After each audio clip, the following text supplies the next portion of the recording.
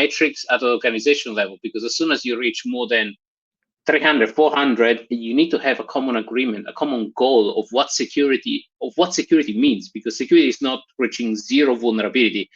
It's actually reaching a risk level that match your organizational risk tolerance. Like, how do we motivate people and clearly communicate to stakeholders, like, here is how you should prioritize and fix this stuff. Here's why it's important from a business perspective. Here's the motivation. But FedRAMP really took care of that for me because it was like, well, look, here's what it says. It's the motivation. Yes, exactly. It is amazing that you don't feel like this is exploitable. The government doesn't care.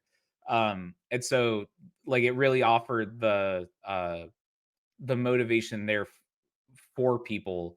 But yeah, that's the. But even regulation is changing. Like PCI DSS is moving towards risk, where it was, hey, CVSS 4 and above must be fixed. Now they're moving. If you consider the risk level of this particular vulnerability in this particular context not relevant, and you provide the relevant justification, then you can ignore it. Yeah. And I think FedRAMP will reach there with CISA hammering the contextual aspect and other things, hopefully. Yeah. Well, that's I remember it was at VulnCon last year. It was the CTO of Armo giving a talk on the importance of VEX statements, and I was like, dude, you are not going to convince me that VEX statements matter. I don't care. Like, it's not.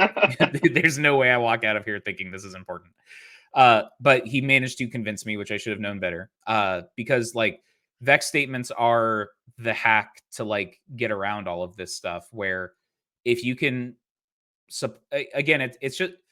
Supplying the evidence is not the issue on an individual basis. It's the scale at which you have to supply it.